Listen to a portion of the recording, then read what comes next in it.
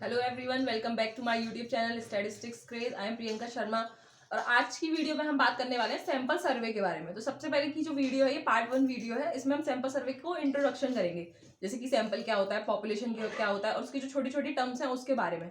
तो please video को अच्छे से देख लें और अच्छे से समझ लें। और if you like the video तो please like, share and subscribe. So now let's start the video. जैसा कि वीडियो की स्टार्टिंग में ही हम बता चुके थे कि हम आज बात करने वाले हैं इंट्रोडक्शन के बारे में सैंपल सर्वे के। ठीक है, कि सैंपल सर्वे क्या होता है, उसका कॉन्सेप्ट क्या है। तो सबसे पहले शुरुआत करते हैं बेसिक कॉन्सेप्ट से कि सैंपल सर्वे का बेसिक कॉन्सेप्ट है क्या। तो आज सर्वे is a method of drawing inference about the characteristic of a population, जिसमें हमको किसी भी पॉपुलेशन से रिलेटेड या रिगार्डिंग हमको कोई भी इन्फ्रेंस ड्रॉ करनी है, उसको हम एक सर्वे बोलते हैं। When one has to make an inference about a large lot, कोई भी एक लार्ज लॉट है जिसको हमें एग्जामिन करना है या कुछ उसके बारे में कोई भी इन्फ्रेंस ड्रॉ करनी है। एंड इज़ नॉट प्रेडिक्टेबल और प्रैक्टिसेबल, ना उसको प्रैक्टिस किया जा सकता है ना उसको प्रेडिक्ट किया जा सकता है। To examine each individual member of the lot, कि हम उसके हर एक इंडिविजुअल मेंबर को एग्जामिन करें, उनके बारे में जानें, या जिस भी रिलेटेड हम कोई भी सर्वे कर रहे हैं उसको हम अच्छे से एग्जामिन करें और उनके हम इन्फ्रेंस ड्रॉ करें। So one always take help of sample survey. तो हमको क्या करना है, सैम्पल सर्वे का हेल्प लेना है। सबसे पहले सैम्पल आ रहा है जिसका मतलब पॉपुलेशन एक पूरा बड़ा लॉट है और उसमें से हमने कोई भी एक छोटा लॉट लिया, दैट इज सैम्पल। ठीक है, दैट इज टू से one examines only a few member of the lot. Sample की बात हो रही है, सैम्पल सर्वे, तो यानी कि हमने कुछ उसमें से कोई भी फ्यू मेंबर्स उसमें से हमने कलेक्ट किए और उसको हमने एग्जामिन किया।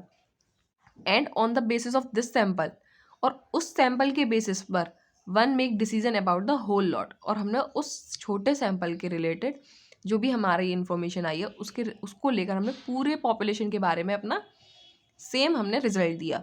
ठीक है, for example a person wanting to purchase a basket of oranges. ठीक है, उसको कोई भी बास्केट परचेज करनी है ऑरेंजेस की। मैं एग्जामिन अ फ्यू ऑरेंज, अगर आप कभी भी मार्केट जा रहे हैं कोई भी बास्केट वगैरह लेने के लिए, तो आप ऐसा तो है नहीं कि हर एक ऑरेंज को आप कलेक्ट करके देखेंगे, उसको चेक करेंगे। हम क्या करेंगे, एक दो ऑरेंजेस चेक करेंगे और उसके बेसिस पर हम पूरा बास्केट को परचेज करेंगे। ठीक है, तो ये एग्जाम्पल है सैम्पल सर्वे का। इसी तरीके से हम बड़े बड़ी जो हमारे पॉपुलेशंस होती हैं, सेंसेस होते हैं, उसमें भी हम इसी तरीके से करते हैं कि उसमें हम छोटी पॉपुलेशन कलेक्ट करते हैं और उसके बेसिस पर हम अपना पूरा रिजल्ट तैयार करते हैं। ठीक है, and such method are extensively use by government bodies. और इसी तरीके से जैसे कि हम मार्केट में जाके हम परचेजिंग में करते हैं ये चीज़, छोटी छोटी चीज़ें चेक करके फिर उसके बेसिस पे हम बड़ी चीज़ें खरीदते हैं, वही मेथड यूज़ करती है government through the world by assessing and different characteristics of national economy as are required for taking decision regarding the imposition of taxes के बारे में, and for planning and projection of future economic structure and so many things. ठीक है, तो इसी तरीके से government भी यूज़ करती है इसको, सैम्पल सर्वे को। एंड दस सैम्पलिंग में become unavoidable because we may have limited resources in term of money and man hours.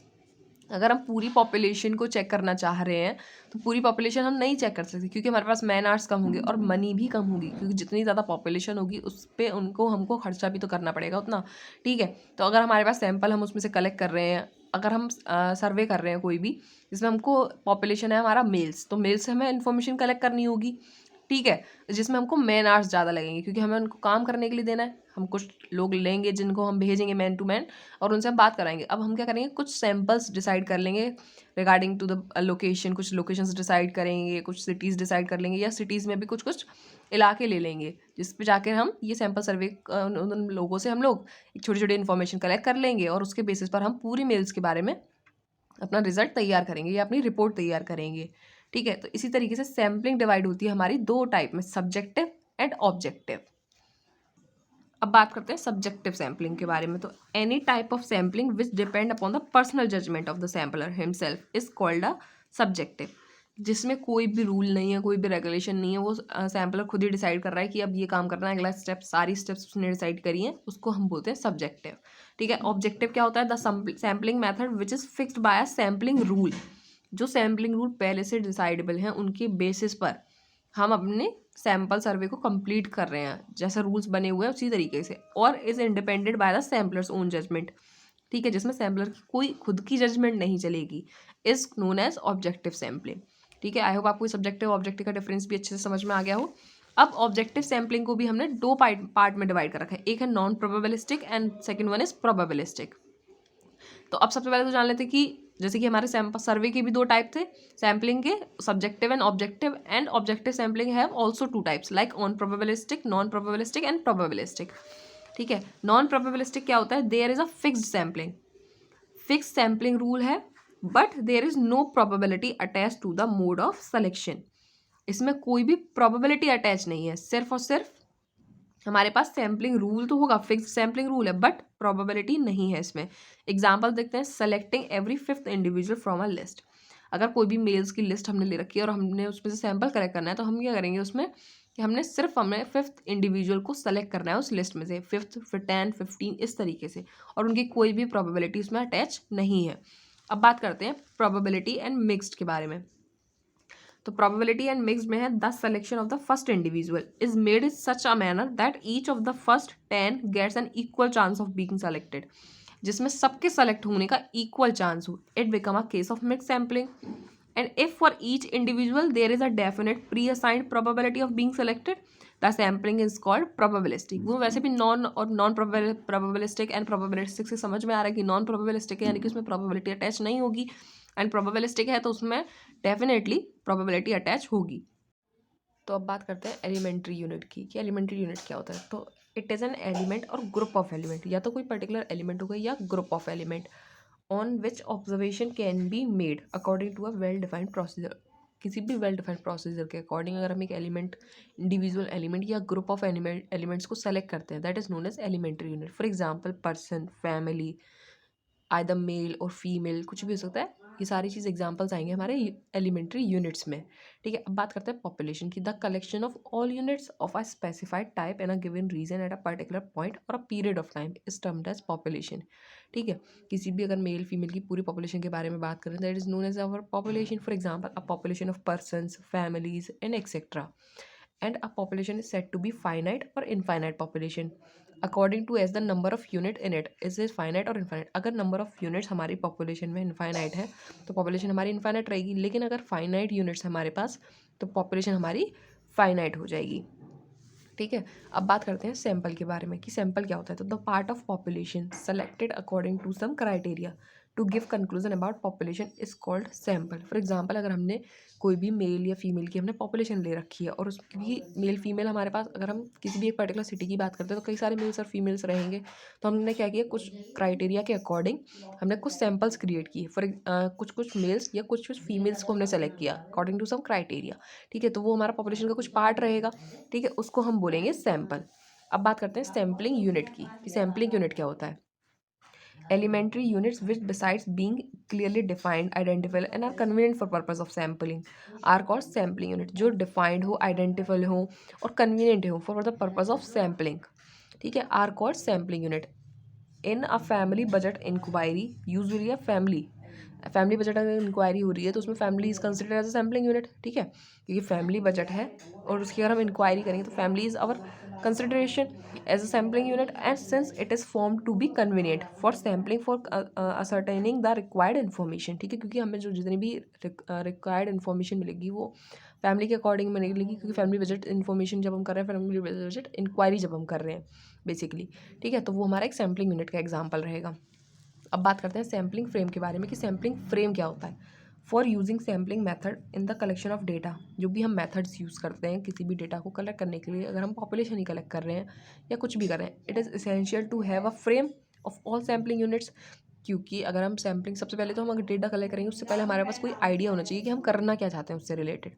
ठीक है, belonging to the population to be studied with their proper identification, उसकी हमें proper identification होनी चाहिए, हमने उसके बारे में अच्छे से पढ़ रखा होगी, हमें किस किस चीज़ की नीड रहेगी।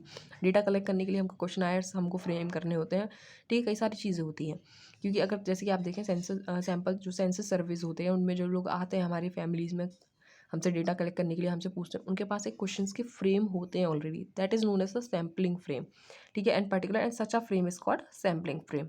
उनकी स्टडी हो, प्रॉपर आइडेंटिफिकेशन हो, क्वेश्चंस डिसाइडेबल हो, जितनी भी चीज़ें होंगी जो एक फ्रेम के अकॉर्डिंग होंगी, that is known as sampling frame. अब बात करते हैं रैंडम सैंपल के बारे में कि रैंडम सैंपल क्या होता है। A random sample is a sample drawn in such a manner that each unit in the population has a pre determined probability of selection.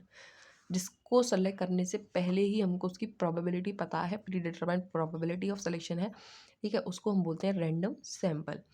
अब बात करते हैं एस्टिमेटर के बारे में. An estimator is the statistics obtained by specified procedure for estimating a population parameter. ठीक, कोई भी एस्टिमेटर हो जो स्टैटिस्टिक्स का and is obtained by specified procedure, कोई स्पेसिफाइड प्रोसीजर हो जिसके अकॉर्डिंग हम उसको एस्टिमेटिंग करेंगे पॉपुलेशन पैरामीटर को, that is known as estimator. And the estimator is a random variable as its value differ from sample to sample. जाहिर सी बात है, हर सैम्पल के सैम्पल उसकी वैल्यू डिफर करेगी हर एस्टिमेटर की. ठीक है, अगर मेल का है तो उसके अकॉर्डिंग अलग वैल्यू रहेगी, फीमेल के अकॉर्डिंग अलग, और फैमिली ऑब्जेक्ट के लिए अगर हम कोई फैमिली ले रहे हैं तो उसके लिए अलग रहेगी. And the samples are selected with specified probabilities. ठीक है, कोई भी स्पेसिफाइड प्रोबेबिलिटीज़ होगी उसके अकॉर्डिंग हम उसको सेलेक्ट करेंगे. अब बात करते हैं एस्टीमेट की, कि एस्टीमेट क्या होता है. एस्टीमेटर अलग होता है एंड एस्टीमेट अलग होता है. तो the particular value which the estimator takes for a given sample is known as estimate. ठीक है, तो क्या है, पर्टिकुलर वैल्यू हो जिसके लिए एस्टिमेटर टेक अ गिवन, जो एस्टिमेटर हमारी वैल्यू टेक कर रहा है, ठीक है, जो वो पर्टिकुलर वैल्यू होगी उसको हम बोलते हैं एस्टिमेट. अब बात करते हैं एरर के बारे में, कि एरर क्या होता है. The difference between the estimator T, estimator को टी से डिनोट करते हैं, and parameter is theta, is called our error. The difference between the estimator and the parameter is called error. And an estimator T is set to be unbiased. Unbiased जब होगा for estimator for parameter theta if expectation of T equal हो जाए theta के, otherwise बायस रहेगा. ठीक है, बायस रहेगा तो क्या, expectation of T minus theta equals to B T. B T basically एक नोटेशन है बायस टी को डिनोट करने के लिए. अब बात करते हैं मीन स्क्वायर एरर की, कि मीन स्क्वायर एरर क्या है. The mean of squares of error taken from theta is called mean square error. इसको MSE भी बोलते हैं, इसकी शॉर्ट फॉर्म है MSE. ठीक है, तो the mean of squares of error taken from theta is called mean square error, and it is defined as MSE T equal expectation of T minus theta का whole square. तो MSE T हो जाएगा expectation of T minus theta का whole square. And the MSE may be consider to be measure of accuracy with which the estimator T estimate the population parameter. ठीक है, consider to be a measure of accuracy. MSE को हम consider करते हैं measure of accuracy with which the estimator T estimate the parameter theta, जहाँ हमारा estimator जो T होता है एस्टिमेट करता है पैरामीटर को. ठीक है, तो ये हमारा मीन स्क्वायर रहेगा. अब बात करते हैं सैम्पलिंग वेरिएंस की. वैसे भी हमें वेरिएंस का पता रहता है, expected value of the square deviation of the estimator from its expected value. ठीक है, the expected value of the square deviation of the estimator from its expected value is termed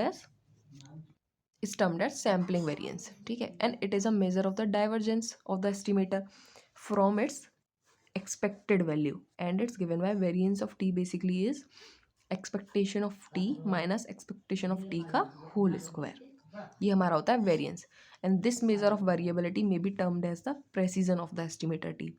ठीक है, इसको हम VT को क्या बोलते हैं, प्रेसिजन भी बोलते हैं, precision of the estimator T. अब बात करते हैं relation between MSE and sampling variance, और बोल सकते हैं एक्यूरेसी के बारे में, प्रेसिजन के बारे में. सैम्पलिंग वेरिएंस हमारा प्रेसिजन हो गया, और MSE हमें क्या दे रहा था, एक्यूरेसी दे रहा था. ये हमको पता होना चाहिए कि MSE हमारा बेसिकली हमें एक्यूरेसी देता है और सैम्पलिंग वेरिएंस हमें प्रेसिजन देता है. MSE T equals to expectation of T minus theta का whole square, and expectation of T, इसमें हमने एक्सपेक्टेशन ऑफ टी अपनी तरफ से जो प्लस किया और माइनस किया, तो ये माइनस वाला इधर प्लस वाला इधर, तो इसको इस तरीके से लिख सकते हैं, expectation of T minus expectation of T का whole square plus expectation of T minus theta का होल स्क्वायर. तो this term is variance of T, और ये हमारा हो गया बाइस ऑफ टी का होल स्क्वायर, क्योंकि ये वैल्यू हमारी, ये वाली जो वैल्यू है हमारी, ये BT है. ठीक है, इसको BT बोलेंगे, बाइस टी का होल स्क्वायर हो जाएगा. एंड दिस शोज दैट, ये हमको शो कर रहा है कि MSE of T is the sum of sampling variance and the square of the bias. जो MSE टी होगा हमारा वेरिएंस का sum plus bias of T का होल स्क्वायर इसका सम होगा. However if T is unbiased estimator of theta, the MSE and sampling variance are the same.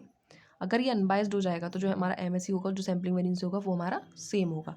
अब बात करते हैं कुछ की पॉइंट्स के बारे में. क्या दे रखा है, the ratio of standard error, ऐसी हमारा स्टैंडर्ड एरर है of the estimator to the expected value of estimator is known as relative standard error. ठीक है, रेशियो हो स्टैंडर्ड एरर के बीच में of the estimator and to the expected value of the estimator. Standard error and expected value of the estimator is known as relative standard error और coefficient of variation of the estimator. Relative standard error को हम बोलेंगे coefficient of variation of the estimator.